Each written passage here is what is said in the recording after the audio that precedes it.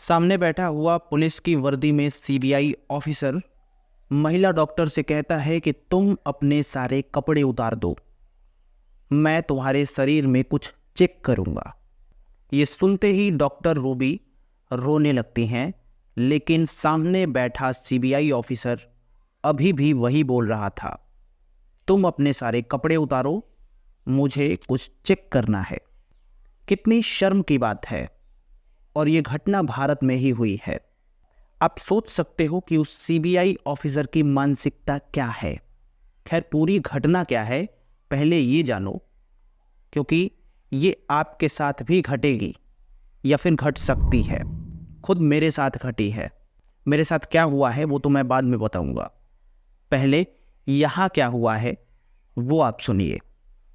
राम मनोहर लोहिया संस्थान में एक डेंटिस्ट काम करती हैं जिनका नाम है रूबी, डॉक्टर रूबी, जो कि दांतों की डॉक्टर हैं। तस्वीर देखिए, ये भारत की नहीं है, अंडमान की रहने वाली हैं, अंडमान एंड निकोबार की, पर फिलहाल के लिए अभी भारत में रह रही हैं और यहीं पर काम कर रही हैं। 16 अगस्त 2024 को इनके पास एक फ़ोन आता है और फ़ोन पर महिला होती है। महिला डॉक्टर रूबी को कहती है कि तुमने मुंबई में किसी से धोखाधड़ी की है पैसों की, और मैं पुलिस हूँ और इसी के लिए तुम्हें ये कॉल किया गया है। ये सुनते ही डॉक्टर रूबी कहती हैं कि ऐसा कुछ नहीं है, शायद आपका रॉन्ग नंबर लग गया है। पर सामने से महिला कहती है कि देखो, ये रॉन्ग नंबर नहीं है और तुम बिल्कुल भी इधर उधर मत करो। हम लोगों ने तुम्हारे सिम को चेक किया है, जिस सिम से तुमने धोखाधड़ी की है, और उस सिम को चेक करने के बाद पता चला कि वो सिम तुम्हारे ही आधार कार्ड से लिया हुआ है, यानी वो धोखाधड़ी तुमने ही किया है। ये सब इन्फॉर्मेशन देकर के वो महिला उधर से ही पुलिस वाली फ़ोन काट देती है। फिर कुछ ही देर में रूबी के पास एक वीडियो कॉल आती है। रूबी वीडियो कॉल को उठाती है और रूबी के सामने अब वीडियो कॉल पर एक शख्स बैठा होता है जो कि पुलिस ऑफिसर होता है, और वो अपने को सीबीआई का ऑफिसर बताता है। वो ऑफिसर रूबी को कहता है कि रूबी, तुम अपना आधार कार्ड हमें भेजो, और फिर रूबी आधार कार्ड भेज देती है। और उसके बाद कुछ ही समय बाद वो ऑफिसर कहता है कि सुप्रीम कोर्ट ने तुम्हारे खिलाफ अरेस्ट वारंट जारी किया है। ये सुनते ही रूबी पूछती हैं कि क्या मैंने किया है ये बताइए, और जो भी सुप्रीम कोर्ट ने वारंट वगैरह भेजा है, जो भी है वो मेरे को भेजिए, ताकि मैं कंफर्म कर सकूं कि आप सही बोल रहे हो। फिर वो पुलिस वाला धमकाते हुए रूबी के व्हाट्सएप पर बहुत सारे डॉक्यूमेंट भेजता है, जिसमें साफ ये दिख रहा था कि जिस भी केस में रूबी फंसी हुई हैं वो केस की जानकारी थी, और उसमें कितनी सजाएं होंगी, क्या प्रावधान है, सब कुछ एक डॉक्यूमेंट के रूप में रूबी को भेजा जाता है सीबीआई के द्वारा। साथ ही साथ अब रूबी पूछती हैं कि मैंने कौन सा जुर्म किया है जिस पर सुप्रीम कोर्ट ने अरेस्ट वारंट जारी किया है। तो सीबीआई ऑफिसर सामने से बताता है कि देखो, एक नरेश गोयल नाम का व्यक्ति है जिसने पैसे की धांधली करी है, और उसी धांधली में नरेश गोयल का तुमने साथ दिया है, और इसी वजह से अब सुप्रीम कोर्ट ने अरेस्ट वारंट जारी कर दिया है। एक बात ध्यान रखना कि तुम इस कमरे से बाहर नहीं निकल सकते हो।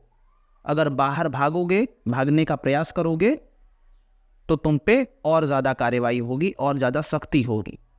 साथ ही साथ वीडियो कॉल पे जो सामने ऑफिसर होते हैं, सीबीआई ऑफिसर, वो कहते हैं कि तुम पूरे रूम को वीडियो कॉल पे चेक करवाओ कि कोई है कि नहीं, क्या है क्या नहीं है तुम्हारे रूम में, ज़रा हम यहीं से चेक कर लेते हैं।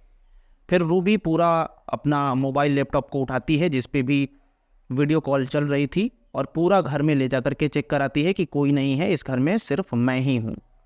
और फिर रूबी को साफ साफ इंस्ट्रक्शन दिए जाते हैं सीबीआई ऑफिसर के द्वारा कि तुम अभी ना तो किसी को फ़ोन करोगी, ना कुछ करोगी, ना रूम से बाहर जाओगी, तुम रूम में ही अरेस्ट हो। रूबी को समझ में नहीं आ रहा था, महिला डॉक्टर रूबी को कुछ समझ में नहीं आ रहा था कि मेरे साथ हो क्या रहा है, क्योंकि रूबी ने तो कुछ कर ही नहीं रखा था, लेकिन ये सब रूबी के साथ हो रहा था।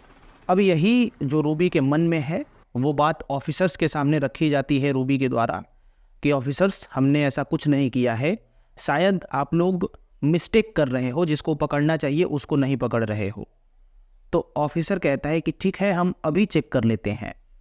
उस केस में जो भी साथ दिया था उसके पैरों में गोली लगी थी।